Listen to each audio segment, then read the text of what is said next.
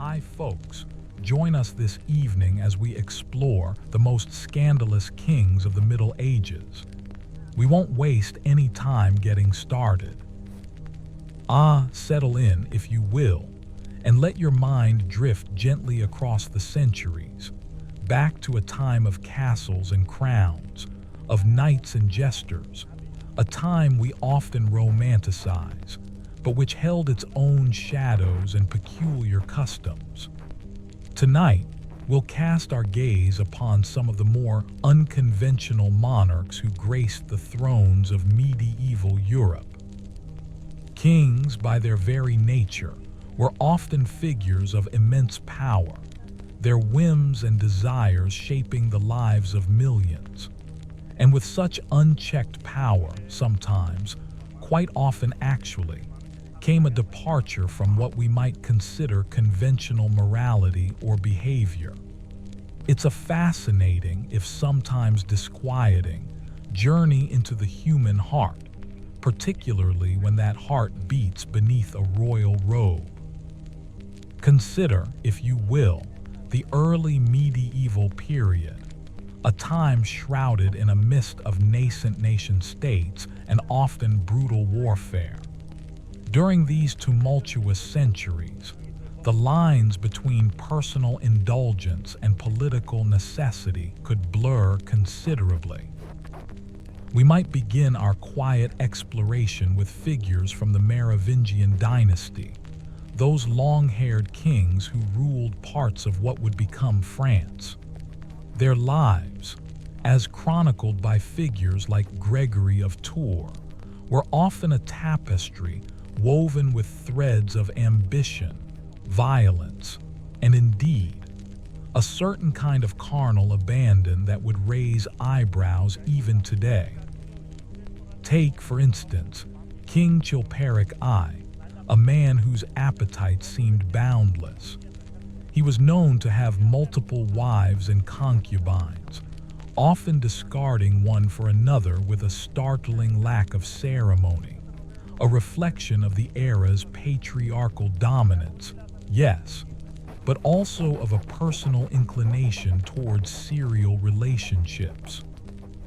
His court was a place where intrigue and sensuality danced a dangerous minute.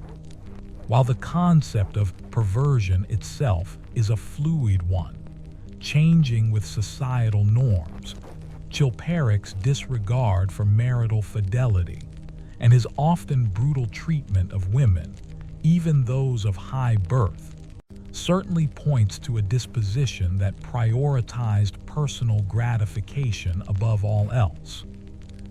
He was a king who pursued pleasure relentlessly, a trait that often led to personal and political complications, demonstrating how deeply intertwined a monarch's private life could be with the fate of his kingdom.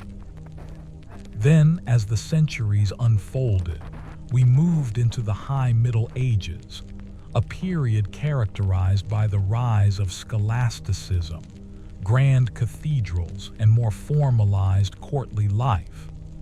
Yet, even amidst this outward veneer of order and piety, human nature, in all its varied expressions, continued to flourish. And here, we might turn our attention to the Anglo-Saxon kings, particularly those who ruled just before the Norman conquest.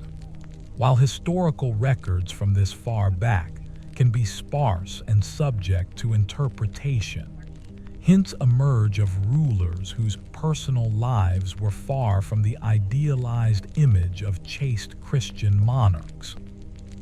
The accusations, often politically motivated, against certain queens and kings regarding their relationships, even within the confines of marriage, suggest a society keenly aware of deviations from expected norms. Though perhaps not overtly perverted by modern standards, the complex web of incestuous marriages, often for political alliances, and the frequent use of women as pawns in dynastic games, created an environment where personal desires and power dynamics intertwined in ways that could be deeply unsettling. The very concept of illegitimacy, for example, carried immense weight, and yet, kings often had numerous children outside of wedlock, acknowledging them or not as it suited their political agenda, a testament to the prevailing double standards and the king's ultimate authority over such matters. As we gently drift further into the heart of the medieval period, the Norman conquest brought new customs and new characters to the English throne, and with them, new stories, some of which touch upon the very themes we are exploring. William the Conqueror himself, a man of formidable will and iron discipline, largely maintained a reputation of marital fidelity, at least publicly.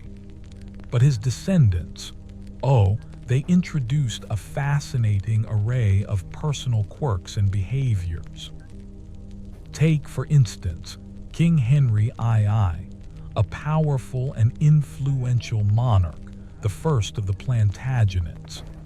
While his reign is often celebrated for legal reforms and administrative prowess, his personal life was a tempestuous affair. His relationship with Eleanor of Aquitaine, one of the most remarkable women of the age, was fraught with conflict, and Henry was known to have numerous mistresses. His most famous, Rosamund Clifford, known as Fair Rosamund, was kept in a labyrinthine bower, a secret love nest, away from his queen's wrath. While this might seem like a common kingly indulgence, the sheer scale of his infidelities and the public knowledge of them, combined with the intense rivalry and hatred between his sons, often fueled by their mother's manipulations and their father's preferences, paints a picture of a court where personal desires significantly impacted political stability. The emotional landscape of Henry's family was one of extreme highs and lows, a reflection of his own passionate and often unrestrained nature. His desire for control extended to all aspects of his life, including his relationships, and he often treated his consorts as possessions rather than partners, leading to deep resentments and rebellions. And what of his son, Richard the Lionheart? A celebrated warrior and crusader, Richard spent relatively little time in England, dedicating his life to military campaigns. His personal life remains a subject of much historical debate, not least because of persistent whispers and suggestions about his sexuality. While direct evidence is scarce, as it often is for such intimate matters from so long ago, contemporary chronicles hint at very close relationships with other men, notably with King Philip II of France, a bond described by some as being more than just political. The chronicler Roger of Howden mentions them sleeping in the same bed and eating from the same dish, a common enough practice for political alliances at the time, but interpreted by some later historians as having deeper implications. The culture of courtly love, with its idealized heterosexual relationships, often overshadowed any discussion of same-sex affections, making it difficult to discern the full truth. However, the very existence of these persistent rumors and interpretations in a time when such inclinations were often condemned by the Church adds another layer to our understanding of medieval royal perversions, not necessarily in a pejorative sense, but in terms of deviation from prescribed norms. Richard's lack of legitimate heirs, despite being married, also fueled speculation about his true desires, further adding to the enigmatic nature of his personal life. Moving into the 13th century, we encounter figures whose reputations were, perhaps, more overtly stained by their personal conduct. King John, younger brother of Richard, is largely remembered for Magna Carta and his tyrannical rule, but his private life was also a source of scandal. Known for his lecherous nature, John was accused of seducing noblewomen and even attempting to assault the wives and daughters of his barons. These actions were not just personal transgressions. They were serious affronts to the honor of his powerful subjects, directly contributing to the widespread resentment that ultimately led to the rebellion and the sealing of Magna Carta. His behavior demonstrated a profound disrespect for the marital bonds and personal dignity of others, a wanton indulgence of his appetites that alienated him from his nobility and underscored his reputation as a cruel and unprincipled ruler. He was a king whose personal vices became intertwined with his political failings, demonstrating how a monarch's perceived morality could directly influence their ability to govern effectively. The chroniclers of the time were not shy in detailing his transgressions, painting a picture of a king whose self-indulgence bordered on the destructive, eroding the very foundations of trust and loyalty within his realm. Then there is the fascinating and often tragic story of King Edward II of England, a monarch whose reign was defined by his tumultuous personal life and his intense relationships with male favorites. Edward II's devotion to Piers Gaveston, a Gascon knight, was so profound and exclusive that it alienated his queen, Isabella of France, and enraged the powerful English barons. The chronicles of the time are rife with complaints about Gaveston's arrogant behavior, his undue influence over the king, and the lavish gifts and titles bestowed upon him. While the exact nature of their relationship is debated by historians, it is clear that it went far beyond mere friendship or political alliance. Edward's favoritism for Gaveston, and later for Hugh Despenser the Younger, was seen as an abandonment of his royal duties and a betrayal of his marriage vows. The term perversion here takes on a social and political dimension. In an age when a king was expected to produce heirs and to rule justly with the support of his nobility, Edward's perceived unnatural affections and his disregard for traditional courtly conduct were seen as deeply scandalous and destabilizing. His refusal to conform to societal expectations regarding royal masculinity and heterosexual marriage ultimately contributed to his downfall and brutal deposition.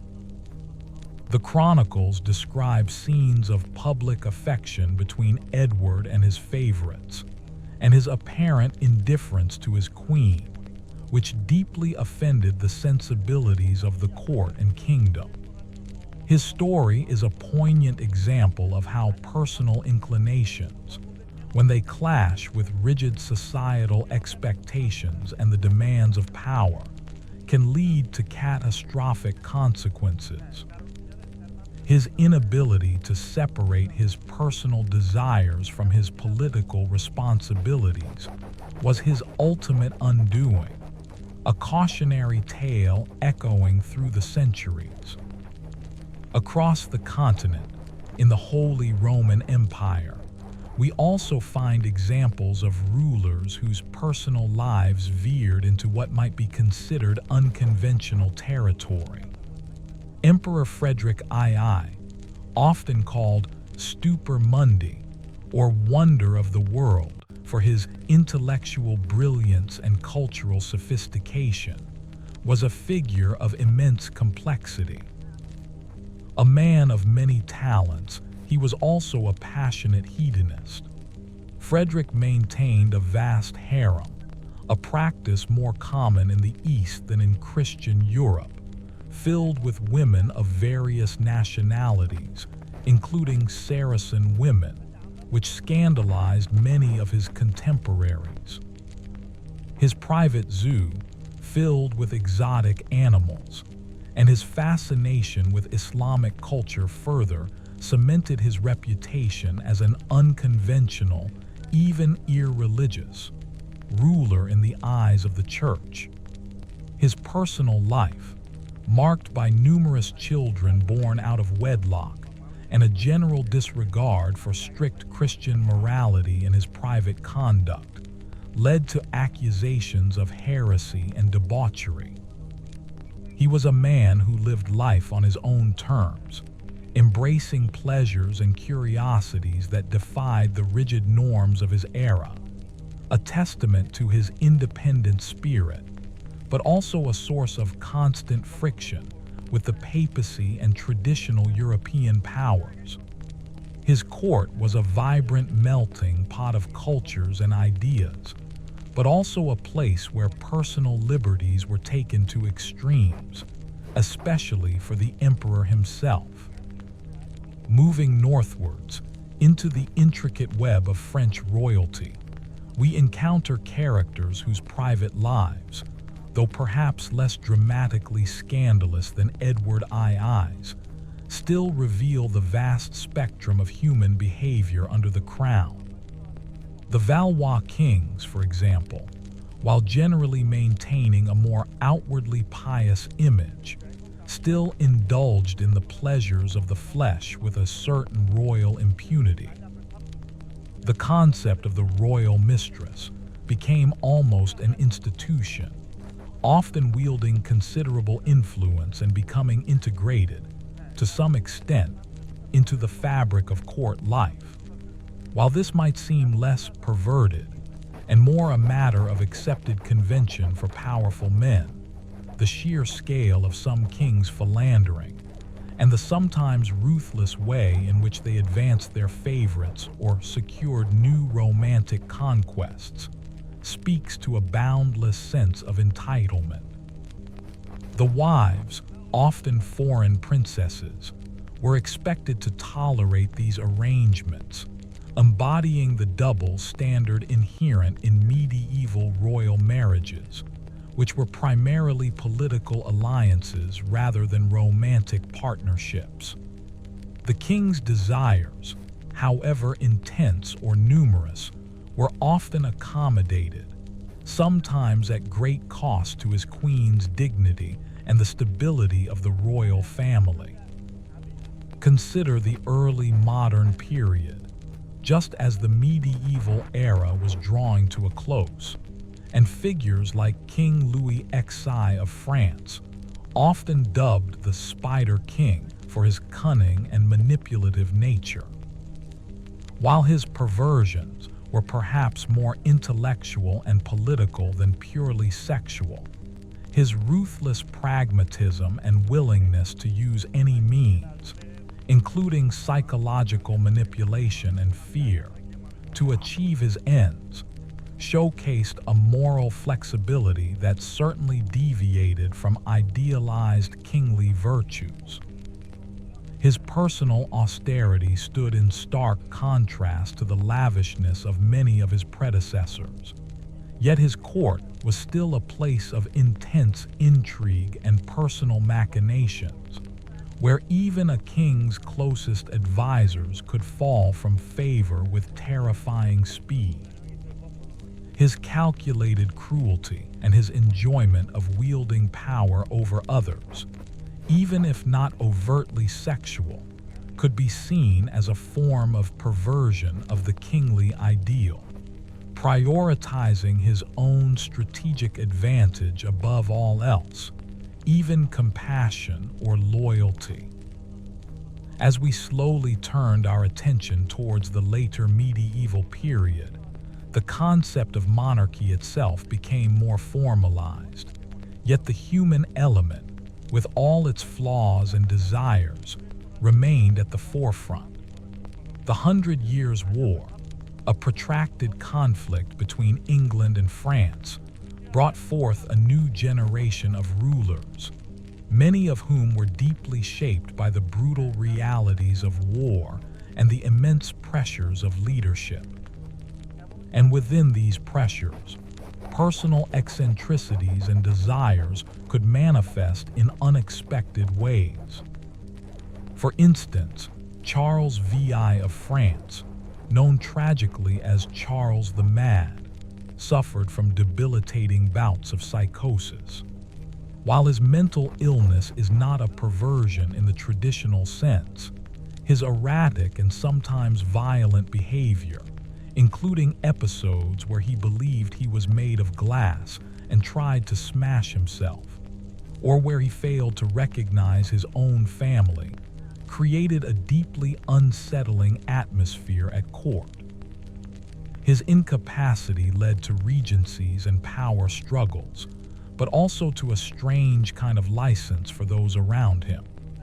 His wife, Isabeau of Bavaria, a controversial figure, was accused of numerous infidelities, and the court became a hotbed of intrigue and often depraved entertainment, a way, perhaps, to escape the grim reality of the king's illness and the ongoing war.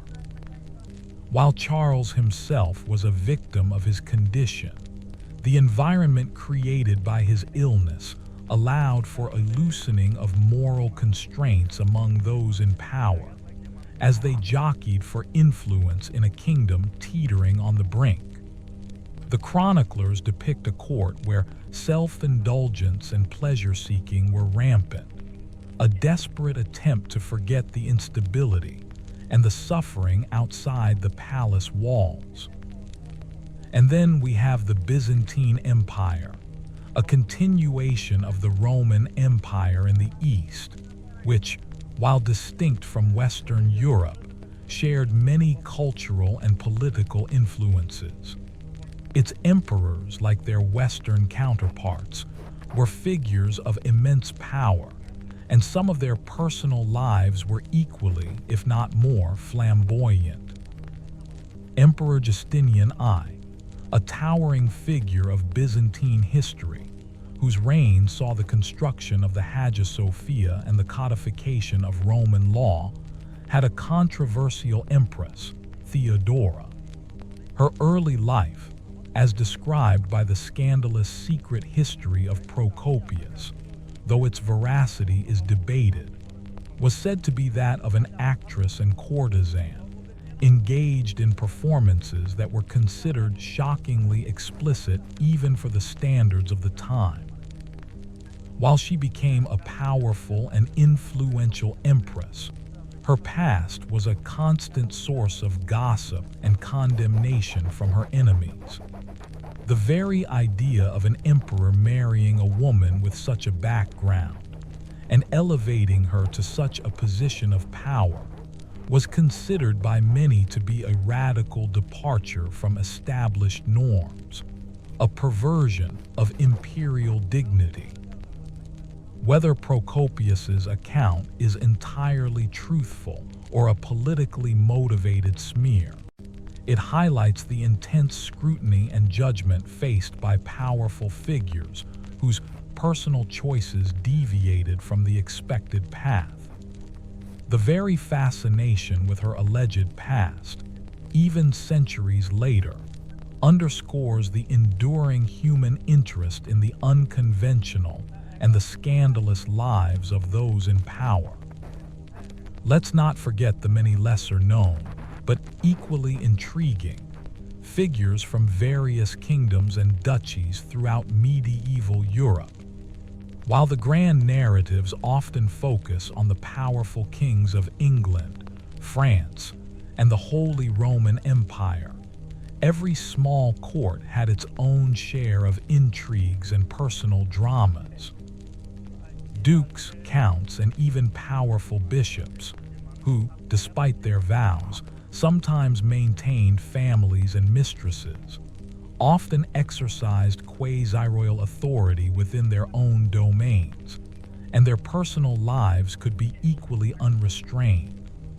The fragmentation of power, especially in regions like Germany or Italy, meant that local lords often had absolute control over their subjects, leading to opportunities for unchecked indulgence. Records often found in local monastic chronicles or legal documents occasionally reveal instances of forced marriages, abductions, and other transgressions perpetrated by these powerful figures, acts that, while perhaps not labeled perverted at the time, certainly represent a misuse of power for personal gratification. The absence of a strong central authority in many regions allowed for a wilder, more untamed expression of aristocratic desires, often at the expense of the common people. As the medieval period drew to a close and the Renaissance dawned, new ideas about humanity and individualism began to emerge. Yet, the foundations of royal power and the temptations it offered remained. The Borgias, for example, a powerful Italian family of Spanish origin, who ascended to the papacy in the late 15th and early 16th centuries, are perhaps the epitome of unbridled ambition and often scandalous personal lives, even though they are technically beyond the scope of medieval kings. Pope Alexander VI, Rodrigo Borgia, fathered numerous illegitimate children, openly acknowledged them, and used them to further his political agenda. His court was famous for its lavishness, its intrigues, and whispers of orgies and other licentious behavior. While not kings in the traditional sense, their temporal power rivaled that of many monarchs, and their perversions, in the sense of blatant disregard for religious vows and societal morality, made them infamous throughout Europe. Their story serves as a vivid coda to our exploration, illustrating how power, regardless of its source, can amplify human desires and lead to truly extraordinary, and often unsettling, expressions of self-indulgence. The sheer audacity of their actions, in plain sight of a supposedly pious Europe, speaks volumes about the shifting moral landscape and the enduring allure of forbidden pleasures. The Borgia narrative, even if embellished over time, paints a picture of a world where sacred and profane often intertwined in shocking ways, all under the guise of immense temporal power. Returning to the heart of the medieval era, one might reflect on the underlying societal structures that allowed for such royal perversions to flourish. The divine right of kings, the concept that a monarch's authority came directly from God, provided a powerful justification for their actions, often placing them above the laws that governed ordinary mortals. While the Church certainly held moral sway, and popes frequently clashed with kings over issues of morality and doctrine, the ultimate temporal power resided with the monarch. This often meant that accountability was a rare commodity, and personal desires, however extreme, could often be indulged with little fear of reprisal, at least from their subjects. The lack of privacy, ironically, also played a role. Royal lives were lived in public under constant scrutiny, and yet the very public nature of their transgressions sometimes became a perverse form of power display, a demonstration of their ability to defy convention without consequence. The The king's body was seen as both personal and political, and his actions, even in the most intimate spheres, were understood to have broader implications for the realm. The concept of perversion itself, as we've hinted, is deeply embedded in the historical context. What one era considered a scandalous deviation, another might view with relative indifference or even acceptance. For example, while sodomy was condemned by the church as a grave sin throughout the medieval period, the extent to which it was prosecuted, especially among the nobility, varied. The accusations leveled against figures like Edward II were not just about the sexual act itself, but about the disorder it brought to the kingdom, the favoritism, the alienation of the queen, and the perceived dereliction of royal duty. The sexual act was merely a symptom of a larger perceived moral failing that threatened the stability of the realm. Similarly, excessive promiscuity, while frowned upon, was often tolerated in kings as a sign of their virility, a necessary trait for producing heirs.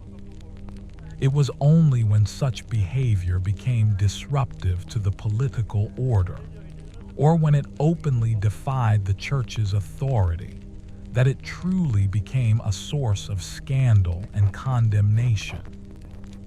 The lives of these kings, then, offer a complex tapestry of power, desire, and societal constraint. They remind us that history is not just a parade of grand battles and political maneuvering, but also a deeply human story, filled with individuals whose personal struggles and triumphs, whose loves and lusts, shaped the world around them. The medieval monarch, in particular, stood at a fascinating intersection of public duty and private indulgence, their every action magnified by the weight of their crown. And it is in these magnified lives, in their departures from the norm, that we gain a richer, if sometimes uncomfortable, understanding of both the era and the enduring complexities of human nature itself. So, as the last echoes of these tales fade into the quiet of the night, perhaps you'll find yourself pondering the subtle interplay of power and desire, and how, across the centuries, they have always danced a complicated, often captivating dance. Ah, yes, let us continue to meander through the corridors of medieval power and peculiar proclivities, allowing the whispers of history to guide us further into the lives of these fascinating, sometimes unsettling, monarchs. We were just touching upon the intricate dance between power and desire, and how the societal fabric of the Middle Ages both constrained and, paradoxically, often enabled the more unconventional behaviors of those at the very top. Consider the role of the church in all of this. While it certainly preached temperance, chastity, and fidelity, its relationship with temporal rulers was often a delicate balancing act. Popes and bishops might condemn a king's moral failings, but outright excommunication or a sustained campaign against a powerful monarch could have dire political consequences for the church itself. This created a peculiar dynamic where kings could often get away with behaviors that would see a commoner severely punished. The sacrament of marriage, for instance, was deeply revered, yet kings often sought annulments on flimsy grounds, or openly maintained mistresses without facing the same public condemnation or legal repercussions that a less powerful man would. This wasn't necessarily a sign of widespread moral indifference, but rather an acknowledgement of the king's unique position. almost as a figure above ordinary law, reflecting the practical realities of power in a hierarchical society.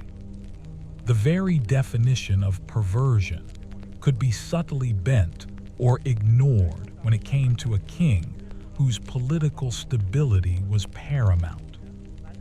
The needs of the realm, the continuity of the dynasty, and the maintenance of alliances often trumped strict adherence to moral dogma, creating a space for royal indulgence.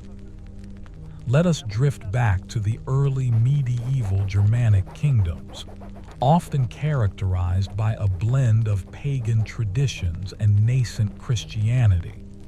Here, the concept of marriage itself was often more fluid, especially among the warrior aristocracy. Polygyny, while not strictly common, was not unheard of, and the taking of concubines was a widely accepted practice. Kings like Charlemagne, for all his piety and his role in establishing the Carolingian Empire, maintained numerous partners throughout his life, having children with several women in addition to his official wives.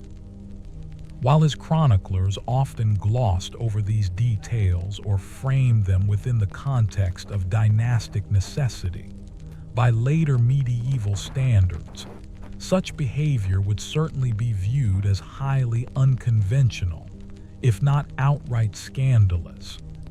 Yet in his time, it was largely tolerated, a testament to the evolving nature of moral codes and the specific cultural contexts of power.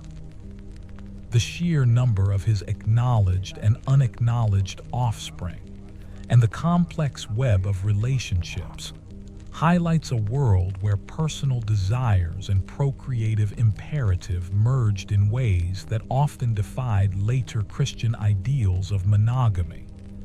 His was a court where vitality and expansion, both territorial and familial, were celebrated, often blurring the lines of what we would now consider conventional marital norms. As the centuries progressed, and the influence of Roman law and church doctrine became more pervasive, the expectations placed upon monarchs regarding their personal conduct solidified, at least in theory. Yet, practice often diverged significantly from theory. Take, for instance, the various accusations of incest that occasionally surfaced against royal families, often politically motivated, but sometimes with a kernel of truth. Marriages between cousins were common, even necessary for maintaining dynastic purity and alliances, but the lines of consanguinity, as defined by the Church, were often pushed to their very limits, or even deliberately transgressed through papal dispensations. While not necessarily perverted in a modern sense, the willingness to bend religious law and societal taboos for political gain speaks to a powerful sense of pragmatism, and at times, a disregard for moral implications when the crown was at stake. The very close-knit nature of European royalty, often intermarrying within a relatively small pool of families, inevitably led to these kinds of situations where the political imperative outweighed the moral one. Let's consider the complex figure of Philip IV of France, known as Philip the Fair. While his reputation for ruthlessness and his conflict with the papacy are well documented, his private life offers a glimpse into another kind of moral ambiguity. The scandalous Tour de Nesle affair, though debated by historians in its precise details, involved his daughters-in-law, the wives of his sons, being accused of adultery, with their alleged lovers being brutally executed, and the women imprisoned. While Philip himself was not directly implicated in the adultery, the fierce and swift retribution and the public humiliation of the royal women highlights the era's severe penalties for female sexual transgression, especially when it touched the royal lineage. The implicit message was one of absolute control over royal bodies, particularly female ones, and the king's unyielding demand for dynastic purity. This episode, though not directly about a king's perversion, shows the intense pressure and the often brutal consequences surrounding royal sexuality, and the king's ultimate authority even over the intimate lives of his family members, making their sexual conduct a matter of state security. And what of the kings who were described as being excessively cruel or sadistic in their personal dealings beyond the battlefield? While medieval warfare was inherently brutal and punishments were often harsh, some monarchs developed a reputation for taking a particular delight in the suffering of others. While this might not be a sexual perversion, the enjoyment of inflicting pain, or the systematic psychological torment of enemies or even perceived rivals within their own court, certainly falls under a broader definition of psychological deviance from what we might consider healthy behavior. King Alfonso XI of Castile, for instance, known as the Avenger or the Justiciar, was a formidable warrior and a complex character. While celebrated for his military prowess, his personal life was marked by a deeply scandalous affair with Leonor de Guzman, with whom he had 10 illegitimate children, while still married to Maria of Portugal. His blatant favoritism for Leonor and his disregard for his legitimate queen caused immense political strife and familial animosity, ultimately leading to Leonor's murder after Alfonso's death. This wasn't merely infidelity. It was a decades-long, openly acknowledged, alternative royal family, maintained with astonishing disregard for the conventions of the time, almost a perversion of the very idea of royal marriage and succession. His reign was a testament to how personal desires could shape, and sometimes destabilize, the very foundation of a kingdom. Then there are the numerous kings who, perhaps not overtly perverted by any dramatic standard, simply embodied a profound self-indulgence and a singular focus on personal pleasure to the detriment of their kingly duties. These were the monarchs who preferred hunting, feasting, or womanizing to the arduous tasks of governance, leaving the actual administration to their favorites or to ambitious members of the nobility. Such neglect, though perhaps not a perversion of a sexual nature, could be seen as a perversion of the sacred trust placed in a king, a deviation from the ideal of a dedicated and responsible ruler. The kingdom suffered, alliances faltered, and the common people bore the brunt of their sovereign's disinterest.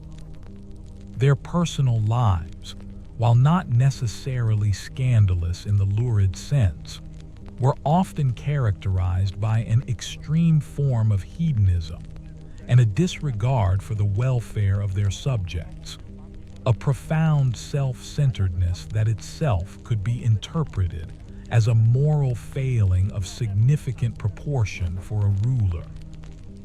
Consider the tales surrounding figures like Wenceslaus IV of Bohemia and King of the Romans, who reigned in the late 14th and early 15th centuries. Often depicted as a weak and dissolute ruler, Wenceslaus was known for his fondness for drink and his erratic behavior. While he wasn't accused of specific sexual perversions, his general dissoluteness, his neglect of state affairs, and his occasional violent outbursts made him a deeply unpopular and ineffective monarch. Chronicles describe him spending excessive amounts of time hunting and feasting, surrounded by an often unsavory retinue, while the affairs of his kingdom spiraled into chaos. His personal indulgences, though perhaps not overtly shocking individually, collectively painted a picture of a king who fundamentally failed in his duties, allowing his personal appetites and laziness to overshadow his responsibilities, thereby perverting the very essence of good governance. His story is a poignant example of how a king's personal character, even without explicit sexual scandal, could profoundly impact the stability and prosperity of his realm. And what of the more subtle forms of control and dominance, especially over women, that were inherent in the medieval patriarchal system? Kings, by virtue of their power, could often treat women, even those of noble birth, as commodities to be traded, or as objects to be possessed and discarded. While arranged marriages were the norm, the king's absolute power meant that even noble families had little recourse if a king decided to take a daughter or wife as his mistress, or to force a marriage for his own convenience. This systemic disempowerment, though not perversion in the sensational sense, created an environment ripe for abuse, where the king's sexual desires, however conventional, could be pursued with little regard for the individual's consent or happiness. The stories of women like Anne Boleyn, though from a later period, highlight how even queens could be disposable when they failed to provide what the king desired, primarily a male heir. The power differential was so immense that any resistance was often futile, revealing a deeply ingrained societal perversion of equality and consent, rooted in the absolute authority of the monarch. The sheer loneliness of power, too, might have contributed to some of these behaviors. Surrounded by sycophants and often living under immense pressure, some kings might have sought solace or extreme forms of pleasure as an escape. The moral compass of those closest to the king often shifted to align with his desires, making it difficult for a monarch to hear dissenting voices or receive honest counsel. This isolation, combined with unchecked power, could create a fertile ground for the development of highly individualistic and sometimes deviant personal behaviors.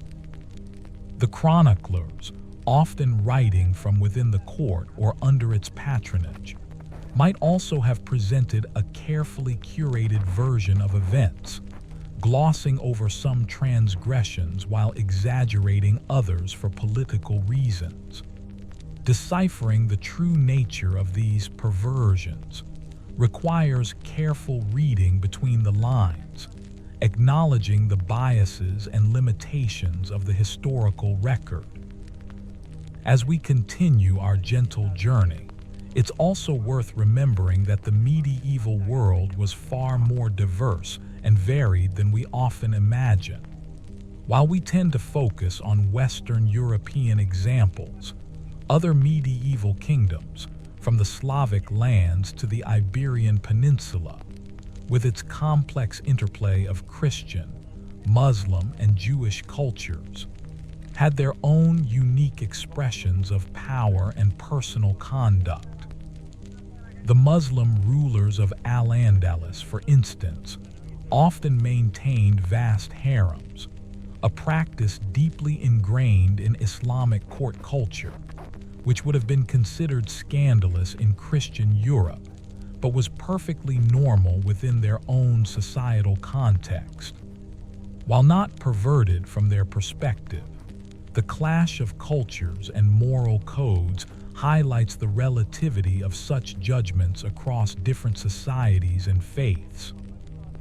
The fascinating stories of these diverse courts further enrich our understanding of the varied ways in which power and desire manifested in medieval royalty.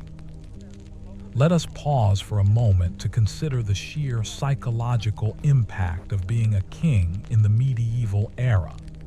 From a young age, often subjected to rigorous training in warfare, governance, and religious doctrine, these individuals were simultaneously revered as quasi-divine figures and burdened with the immense responsibility of their kingdoms. This unique psychological landscape could foster a sense of invincibility, a belief in their own exceptionalism that allowed them to rationalize behaviors that others would consider immoral or transgressive.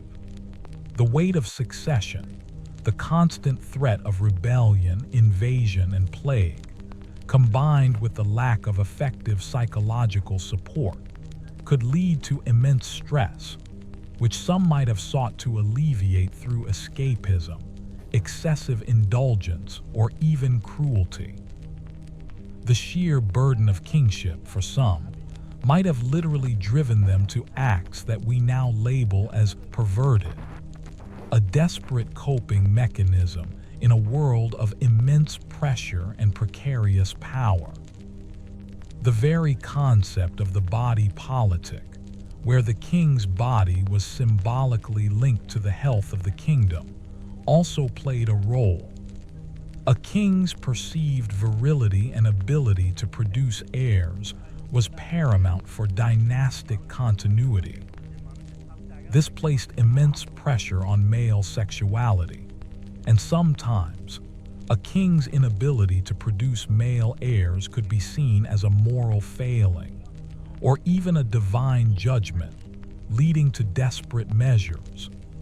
The tragic case of Edward II, for example, whose apparent preference for male companionship left him without legitimate, healthy heirs with his queen for a long time, was a significant contributing factor to the instability of his reign and his ultimate downfall. The perversion here was not just his sexual orientation, but its perceived negative impact on the kingdom's future, a failure to fulfill the most fundamental royal duty of providing an undisputed succession. And let's not overlook the power dynamics within the court itself. The presence of powerful factions, often vying for the king's favor, meant that accusations of perversion or moral failing could be wielded as potent political weapons. A king's mistress, a male favorite, or an unconventional personal habit could be exaggerated, twisted, or fabricated by enemies to undermine his authority, alienate his nobility, or even justify rebellion. The chronicles, therefore, often reflect not just objective truth, but the political maneuvering and propaganda of the time. Discerning the true nature of a king's personal life from the political mudslinging requires a critical and nuanced approach, understanding that reputations could be meticulously crafted or savagely destroyed for strategic advantage. The perverted king, in some cases, might have been a convenient narrative created by those who sought his downfall. Thus, as we continue our reflective journey, the picture that emerges is one of profound human complexity. The medieval king, far from a monolithic figure, was a product of his time, his power, and his individual psychology. His perversions, whether sexual, psychological, or simply a profound disregard for societal norms, were often deeply intertwined with the political landscape of his era. They serve as a powerful reminder that history is not just about grand pronouncements and official decrees, but also about the hidden lives, the secret desires, and the often unconventional choices of individuals who, by accident of birth or force of will, found themselves at the very apex of power. And in understanding these facets, we begin to grasp the full, rich, and often unsettling tapestry of the human experience under the weight of a crown. Indeed, let us delve deeper into this rich tapestry, exploring further the nuances of power, personality, and the peculiar manifestations of human desire within the medieval royal courts. We've spoken of the church's complex role and the political weaponization of accusations. Now, let's consider the pervasive influence of superstition and folk belief that permeated medieval society, and how this sometimes intersected with perceptions of royal perversion. In an age where natural phenomena were often attributed to divine will or demonic influence, a king's unconventional behavior might sometimes be viewed not just as a moral failing, but as a sign of spiritual corruption or even possession. A monarch who engaged in practices deemed unnatural by the church, or who displayed erratic and violent tendencies, might be seen as having fallen under the sway of evil forces. This could amplify the perception of their perversions from mere personal vices to a threat to the spiritual well-being of the entire kingdom. The fear of witchcraft and sorcery, though primarily targeting commoners, could occasionally touch even the highest echelons of society, especially when a king's behavior became inexplicable or deeply troubling to his subjects. While direct accusations of a king being a pervert due to demonic influence might be rare in official chronicles, the underlying fear and suspicion would certainly have colored popular opinion and influenced how their transgressions were interpreted. Consider, too, the role of secrecy and rumor. In an era without widespread literacy or mass media, information traveled slowly and often through oral tradition, making it susceptible to exaggeration and embellishment. A whispered scandal about a king's private life could spread like wildfire, transforming into fantastic tales of depravity. These rumors, whether entirely true or partially fabricated, became part of the king's legacy, shaping perceptions for generations. The very act of such storytelling, often sensationalized, highlights a public fascination with the private lives of rulers, a human tendency to seek out the salacious and the forbidden, even when cloaked in royal mystique. It's a reminder that our understanding of these medieval perversions is often filtered through the lens of popular imagination and the biases of contemporary chroniclers. Let's take another look at the often overlooked kings of the Iberian Peninsula, particularly during the Reconquista. Here, the constant warfare between Christian and Muslim kingdoms and the vibrant cultural exchange created a unique environment. Kings like Pedro I of Castile, known as Peter the Cruel or Peter the Just, were figures of intense controversy. His personal life was a chaotic mess of marriages, annulments, and mistresses, often conducted with astonishing brutality and disregard for legal or ecclesiastical norms. He married Blanche of Bourbon, only to abandon her almost immediately for his long-term mistress, Maria de Padilla, with whom he had several children. He later secretly married another woman, Juana de Castro, only to abandon her too, all while Blanche was still alive and his official queen. His relentless pursuit of personal desire, combined with a reputation for extreme cruelty towards his enemies and even members of his own family, painted him as a deeply disturbed individual. His actions, from the perspective of Christian morality, were profoundly perverse, a flagrant disregard for sacred vows and human life. The sheer number of his entangled relationships, the ease with which he discarded queens, and the violence that often accompanied his decisions speak to a monarch whose personal appetites and authoritarian will knew few bounds.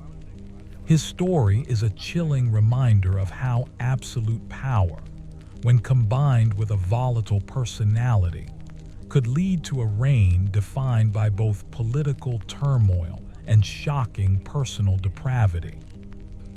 Then there are the kings whose perversions were perhaps less about outright sexual deviance and more about a profound disconnect from reality, a psychological eccentricity that manifested in bizarre ways. While Charles VI of France is a prime example of this through illness, other rulers might have simply displayed odd or obsessive behaviors that set them apart. The line between eccentricity and something more profound, especially in the absence of modern psychological understanding, was often blurred. A king who retreated from courtly life to pursue strange hobbies, or who developed peculiar rituals, might be seen as perverted by a society that expected its monarch to be a visible, accessible, and conventional figure. Their deviation from the expected royal decorum, even if not sexually charged, could still be interpreted as a form of moral or mental imbalance, a failing of their kingly duty to embody normalcy and stability. The internal world of these powerful individuals, often hidden from all but their closest confidants, must have contained a myriad of such fascinating and sometimes disturbing quirks. And what about the medieval concept of chivalry and courtly love, which, while often idealized, also contained elements that could be seen as perverse from a modern standpoint? Courtly love, with its emphasis on adulterous love affairs, often between a knight and a married noblewoman, a form of spiritualized, yet still illicit desire, while celebrated in literature, stood in stark contrast to the Church's teachings on marital fidelity. While this was largely a literary and cultural phenomenon, it undoubtedly influenced the attitudes of the aristocracy, including kings. The romanticization of forbidden love, the elaborate rituals of courtship, and the often intense emotional attachments formed outside of marriage could create a climate where royal indiscretions were not just tolerated, but almost seen as a natural expression of noble sensibility. This cultural perversion of marital norms, though perhaps less overtly scandalous than other examples, nonetheless highlights the complex and sometimes contradictory moral landscape of the medieval elite. The tension between the idealized purity of courtly love and the practical realities of dynastic marriage created a fertile ground for personal dramas and moral compromises, even for those on the throne. Let's also delve into the Byzantine emperors, whose Eastern Roman traditions often allowed for a different set of social norms compared to Western Europe. While we mentioned Justinian and Theodora, other emperors exhibited behaviors that would shock their Western contemporaries. The practice of eunuchs holding significant power in the Byzantine court, for example, was a long-standing tradition dating back to ancient empires. While not a perversion of the emperor, the systematic emasculation of men to serve in high office, creating an often deeply influential and privileged class of individuals, would certainly be viewed as a profound moral and physical transgression by Western medieval society.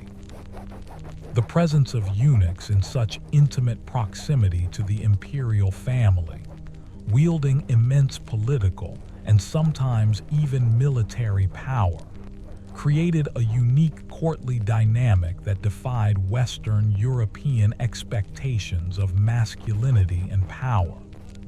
This cultural difference illuminates how definitions of perversion are not universal, but deeply tied to specific historical and social contexts.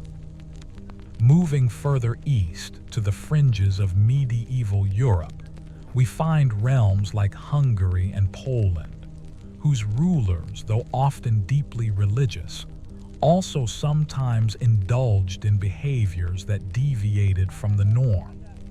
Take, for instance, the legend surrounding King Bela IV of Hungary. While mostly remembered for rebuilding his kingdom after the Mongol invasion, his powerful will and sometimes ruthless actions in consolidating power, as well as his complicated marital politics and the internal feuds with his family members, reveal the constant struggle between personal desire and political necessity.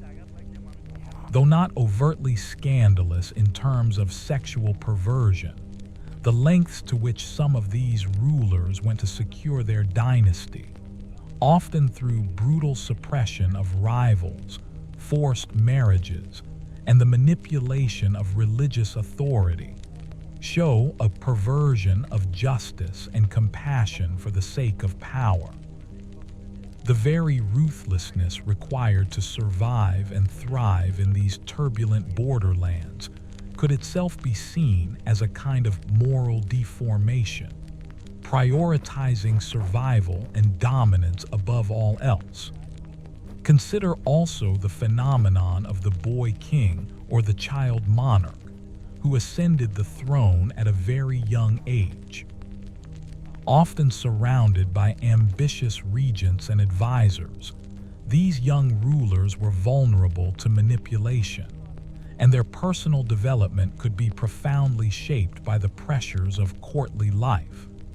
While not intrinsically perverted, the forced maturity, the early exposure to power and its temptations, and the lack of a stable moral compass could lead to erratic and self-indulgent behaviors as they grew older. The narrative of a young king falling into bad company or being led astray by unscrupulous advisors often appears in chronicles, sometimes hinting at early exposure to vices and unconventional practices that later defined their reign.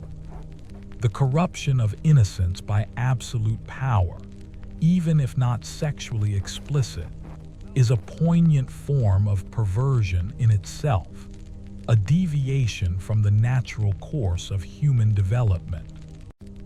And finally, let us consider the enduring fascination with these stories. Why do we, centuries later, still find ourselves drawn to the scandalous and unconventional lives of these medieval monarchs? Perhaps it is because they offer a glimpse into the raw, unfiltered essence of human nature, unconstrained by the norms that govern most lives.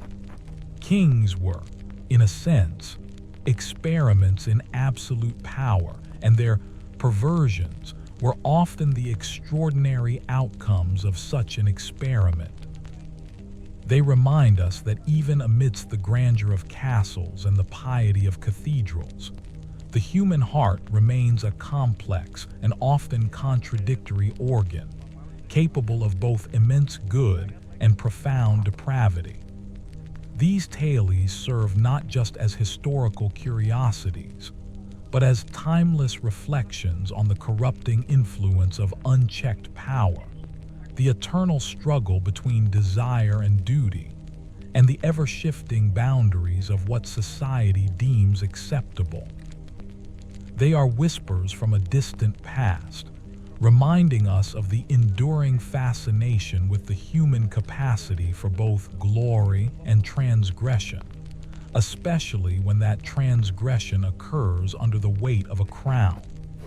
And as the night deepens, let these stories continue to gently resonate, adding further depth to our quiet contemplation of the human story. Yes, let us continue to unravel these threads of history, allowing our minds to wander further into the fascinating and often disquieting realm of medieval monarchs and their more unconventional lives. We've touched upon the influence of the church, the power of rumor, and the psychological burdens of kingship. Now, let's consider the more specific, often subtle, ways in which the concept of perversion manifested within the intimate confines of royal power. One area that often remains shrouded in historical ambiguity is the prevalence of sadism or masochism within royal intimate relationships. While direct evidence is almost impossible to find in an era where such practices would be utterly condemned and kept strictly secret, hints and interpretations can sometimes be drawn from chroniclers' descriptions of a king's general cruelty, his treatment of spouses or mistresses, or even his choice of partners. A monarch known for their tyrannical rule and enjoyment of inflicting pain on others might, by extension, have carried these tendencies into their private life. Similarly, a queen or mistress who tolerated extreme forms of mistreatment might have been operating within a complex dynamic that, while not explicitly recorded, could suggest a form of masochistic compliance, perhaps driven by a desperate need for security or power. The absolute power of a king meant that he could demand almost anything from those around him, and those within his intimate circle had very little recourse to refuse. This imbalance of power alone could create environments ripe for behaviors that would be considered abusive and potentially perverted by modern standards, even if the sexual component remains speculative. Then, there are the kings whose perversions were rooted in an almost pathological narcissism and egomania. While a certain degree of self-importance is inherent in kingship, some monarchs took this to an extreme, believing themselves to be above all moral and legal constraints. This inflated sense of self could manifest in various ways: a boundless appetite for flattery, a complete disregard for the feelings or well-being of others, or an unwavering conviction in their own righteousness, even when committing egregious acts. While not a sexual perversion, this psychological disposition could fuel many of the behaviors we've discussed: the serial infidelity, the brutal treatment of spouses, the reckless pursuit of pleasure, all justified in the king's mind by his unique status. A king utterly consumed by his own grandeur could view the world, and everyone in it, as merely extensions of his own desires, existing solely to cater to his whims. This profound self-absorption itself could be seen as a perversion of the ideal ruler who was meant to serve his people and God, not merely his own insatiable ego. Let us also contemplate the rare but chilling instances of necrophilia, or a fascination with death and decay, within the royal sphere. While again, direct evidence is virtually non-existent for obvious reasons, medieval chronicles sometimes hint at morbid curiosities or unusual practices surrounding death. The preservation of relics, the intense veneration of saints' bodies, and the sometimes grotesque post-mortem rituals, like dismemberment and separate burial of body parts, demonstrate a different relationship with death than we have today. In this context, if a monarch developed an unhealthy or obsessive interest in death, or in the bodies of the deceased, it might have been rationalized or simply gone unrecorded. The legends surrounding some medieval figures, though often exaggerated, occasionally touch upon themes that hint at such macabre interests, reflecting a collective subconscious unease with certain extreme deviations. The very secrecy surrounding such matters, even in an age of relatively open brutality, suggests a profound societal taboo that, if broken by a king, would indeed be considered the ultimate perversion. Consider also the phenomenon of cross-dressing, or the blurring of gender roles within the medieval royal context. While strict gender norms were enforced, history offers sporadic examples of individuals, often women, who adopted male attire or personas for various reasons, sometimes for disguise, sometimes for power. For male monarchs, however, such behavior would have been profoundly scandalous and seen as a perversion of masculinity and kingly decorum. The occasional anecdotal whispers of a king who took particular delight in female attire, or who engaged in private masquerades that involved gender inversion, would have been deeply unsettling to a society that viewed gender as divinely ordained and immutable. Such practices, if they occurred, would have been highly secretive, known only to a very small, trusted circle, further cementing their status as a profound and dangerous deviation from the norm. The fear of effeminacy in a monarch, even without direct evidence of cross-dressing, was a recurring theme, as it was perceived to weaken the king's authority and thus the kingdom itself.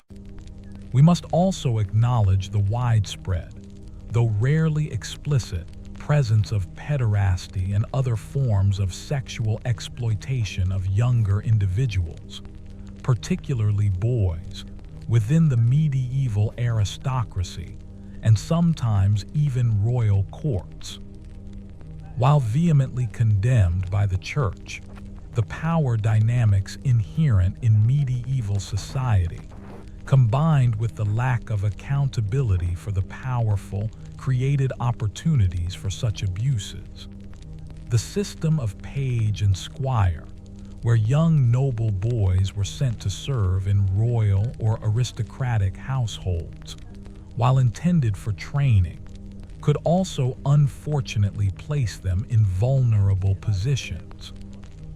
While chronicles rarely spell out such details explicitly, the underlying fear and the occasional cryptic references or accusations, often framed in terms of corrupting innocence or unnatural affection, suggest that these practices, though taboo, were not entirely unheard of.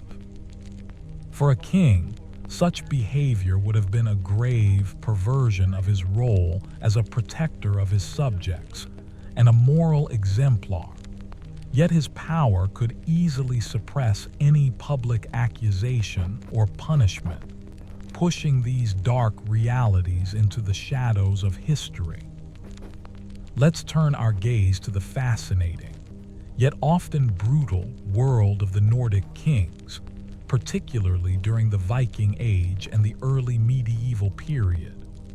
While their perversions might not align with our more nuanced definitions, their sagas and chronicles often describe a raw, unbridled pursuit of power and pleasure that could manifest in extremely violent and unconventional ways.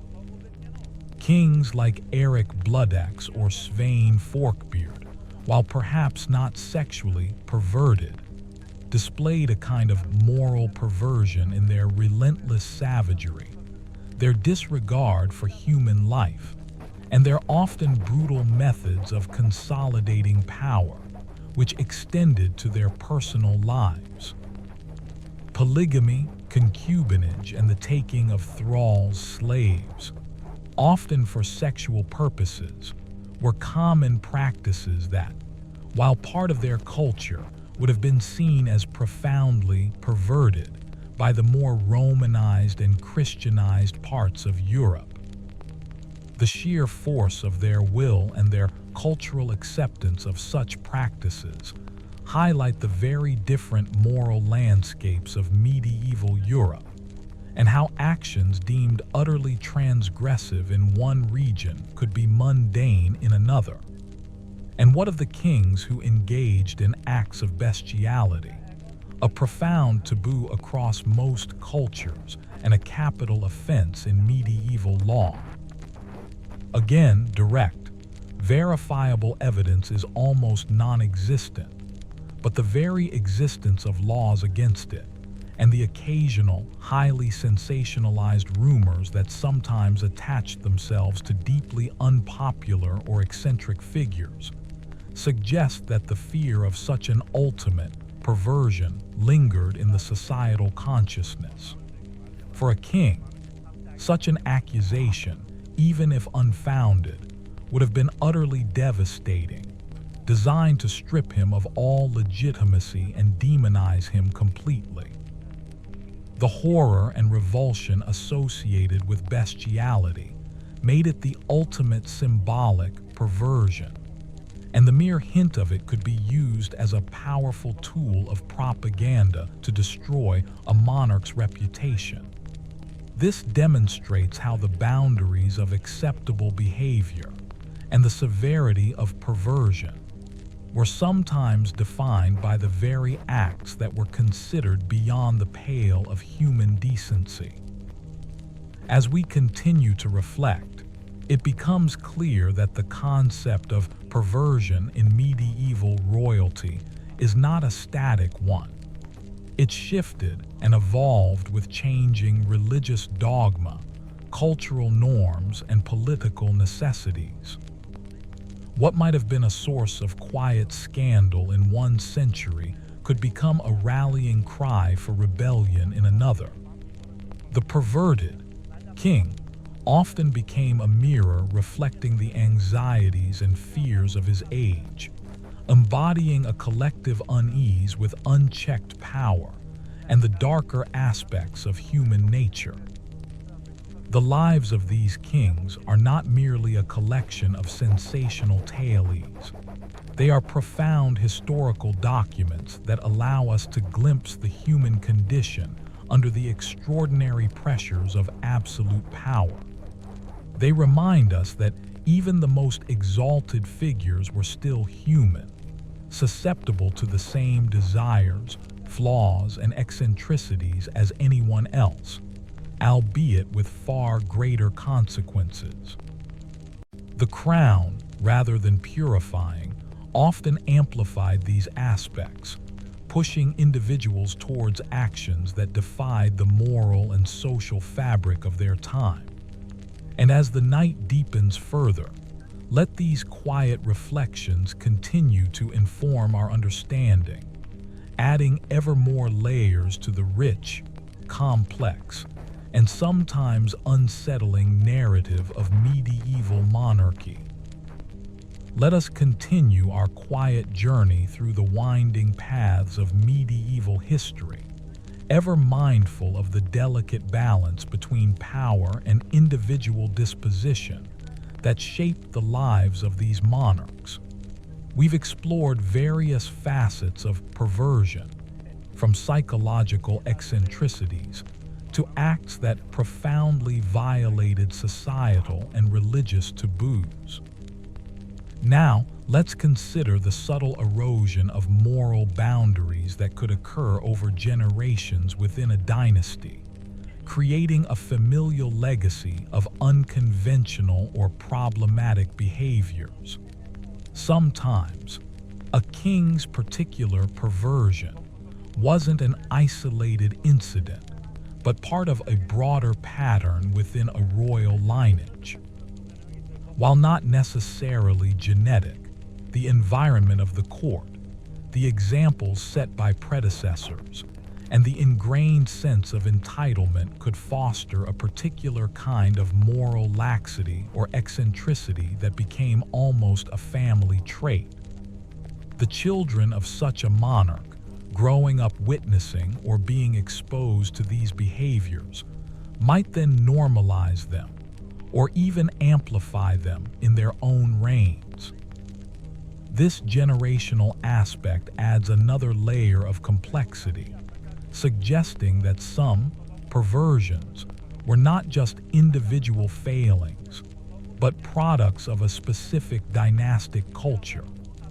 Consider the recurring struggles within certain royal houses regarding legitimacy and succession, often fueled by a king's prolificacy outside of marriage. While having numerous illegitimate children might not be considered a perversion, in a strict sexual sense, the deliberate creation of a tangled web of potential heirs and claimants, often through disregard for marital vows and the rights of legitimate children, could lead to immense instability. This perversion of dynastic order, driven by personal lust or a desire for male heirs regardless of their mother, became a profound political problem. The ensuing civil wars and disputes over the throne, often lasting for generations, could be directly traced back to a king's personal choices and his inability or unwillingness to adhere to the established rules of succession.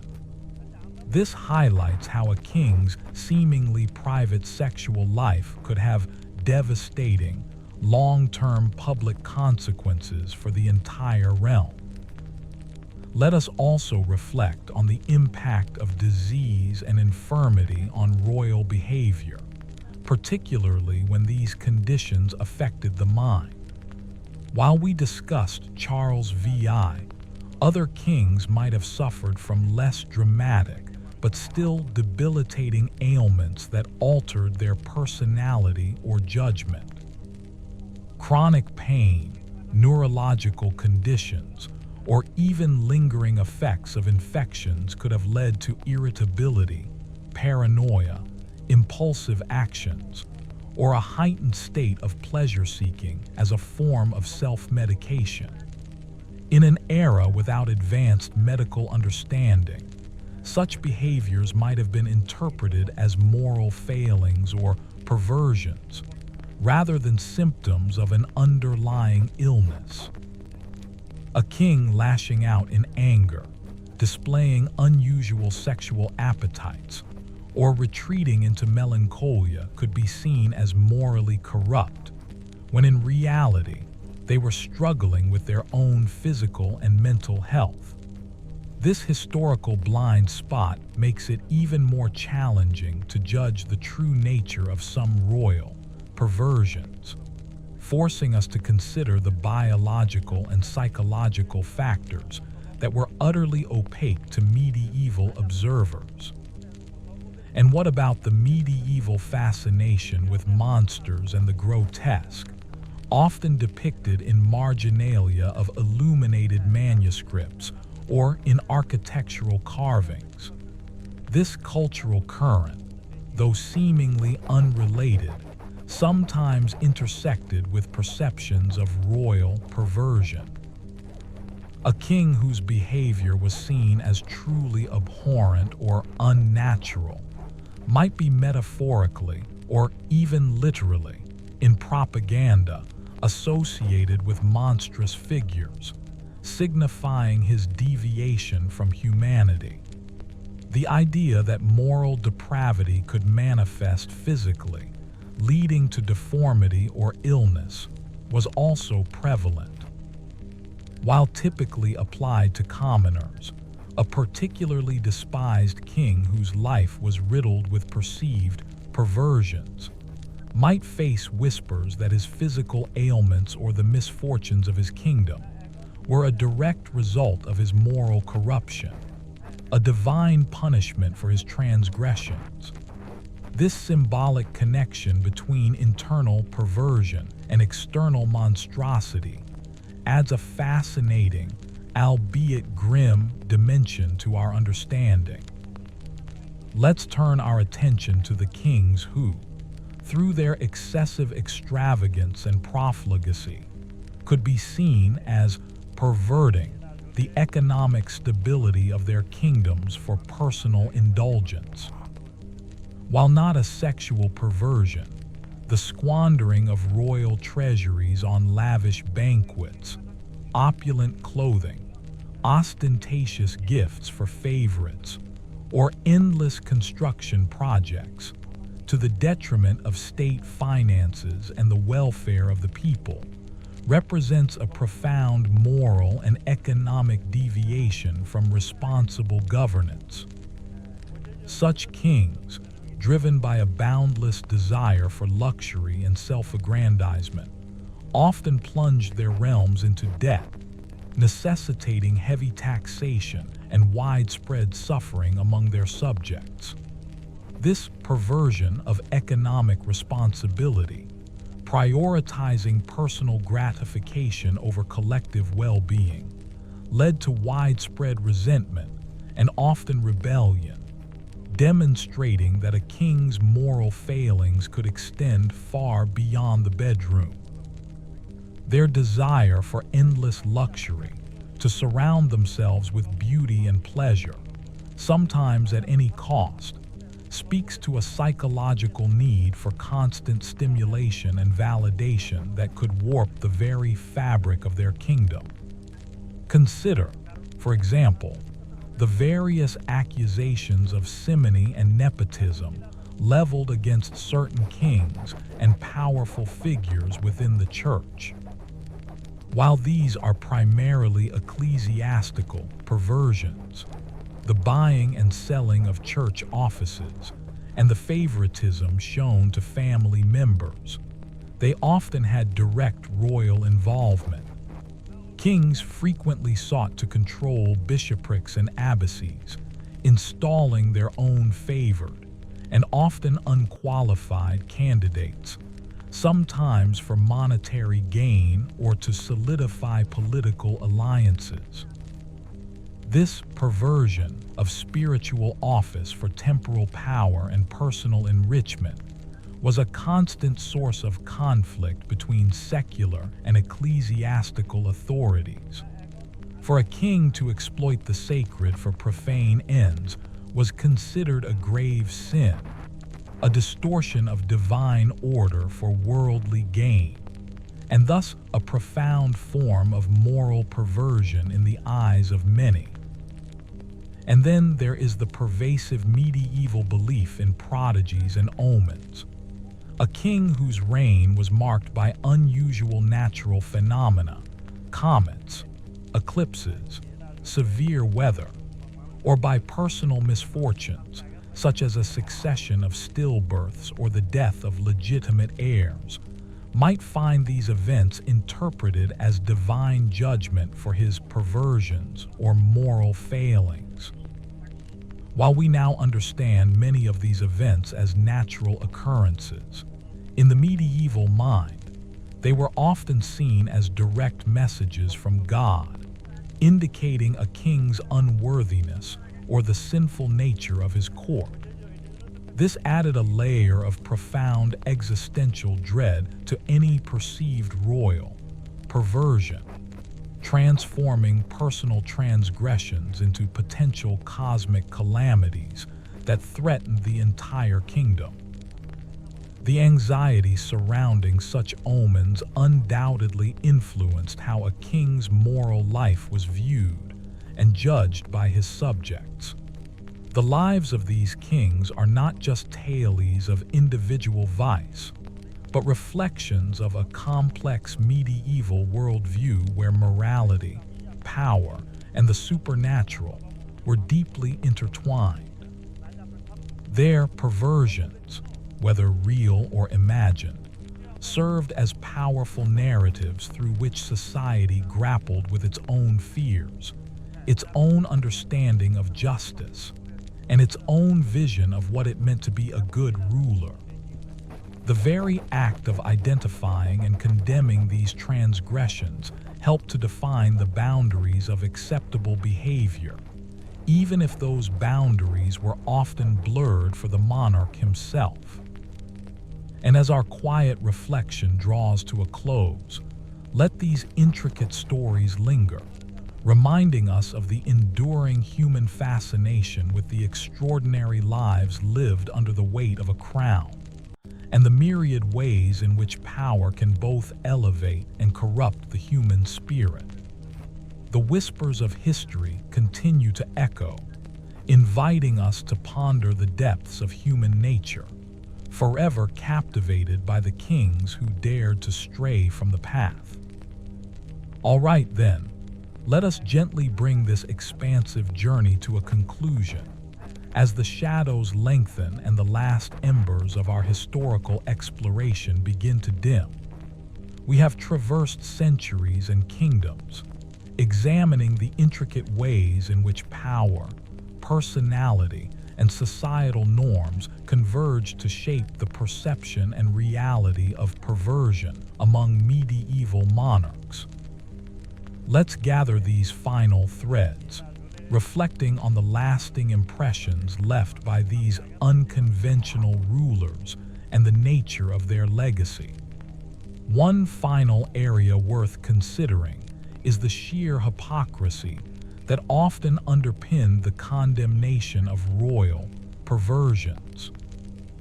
While the church and moralizing chroniclers might rail against a king's infidelity, his excessive luxury, or his unconventional relationships, the same institutions often benefited from royal patronage, land grants, or military protection.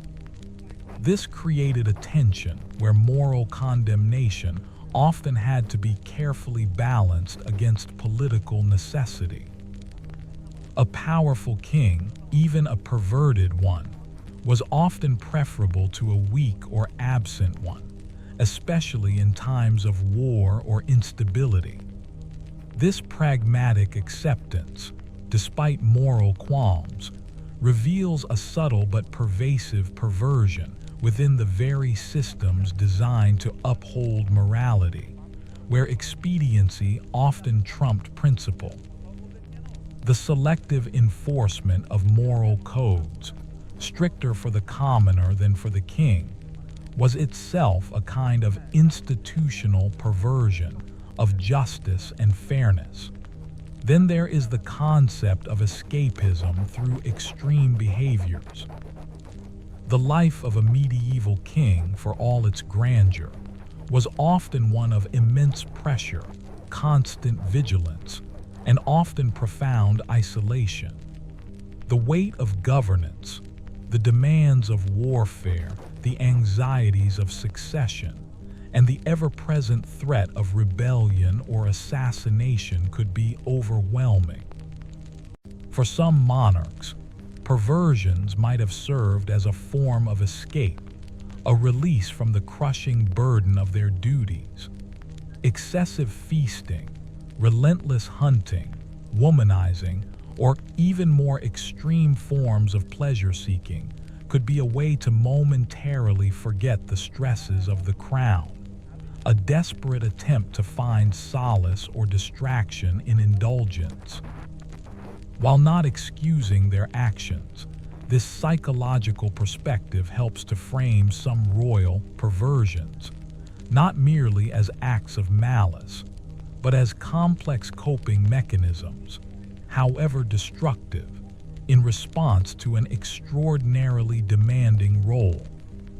Consider the symbolic inversions and carnivalesque elements that occasionally surfaced in medieval culture. While usually confined to popular festivals where social norms were temporarily turned on their head, some monarchs, either by deliberate choice or by accident of personality, might have embodied a permanent inversion of the expected royal ideal. A king who behaved like a jester, a warrior who preferred scholarly pursuits to battle, or a pious monarch who harbored secret vices. These were all forms of symbolic inversion that could be deeply unsettling to a society that valued order and predictability in its ruler. Such a king, through his very existence, might pervert the established iconography of kingship, creating a dissonance between the ideal and the reality that could be both fascinating and dangerous. The legacy of these perverted kings is also a testament to the enduring power of narrative. Even centuries later, their stories continue to captivate, often embellished and reinterpreted through new cultural lenses. Figures like Edward II, Pedro the Cruel, or the infamous Borgias remain compelling precisely because their lives pushed against the boundaries of what was considered acceptable, revealing the darker, more untamed aspects of human ambition and desire. Their perversions become cautionary tales, psychological case studies, and sometimes even objects of morbid fascination. They remind us that history is never purely sanitized or idealized.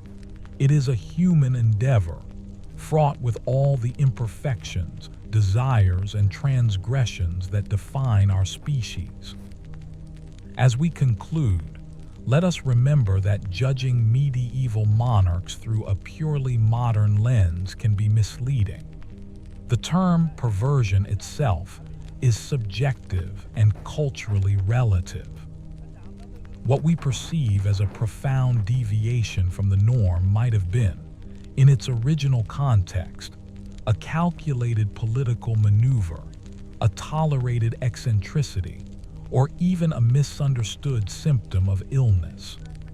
Our goal here was not to condemn, but to explore, to understand the complex interplay of power, morality, and individual expression that characterize these extraordinary lives. The reigns of these perverted kings, then, are more than just isolated scandals. They are integral chapters in the grand narrative of medieval Europe, revealing the inherent tensions between sacred duty and profane desire, between public expectation and private indulgence, and between the ideal of kingship and the messy reality of human nature. They underscore the eternal truth that even at the very pinnacle of power, human beings remain vulnerable to their own passions and flaws, often with consequences that reverberated through entire kingdoms and echoed across the centuries. So, as the last quiet whispers of these tales fade into the deep, expansive silence, may your mind find a gentle repose, enriched by this journey into the often hidden corners of history. Let the complexities of these medieval lives remind us of the enduring fascination with humanity's unending contradictions, and the timeless allure of the stories that lie just beneath the gilded surface of power. Our quiet exploration ends here, as the past finally settles into the tranquility of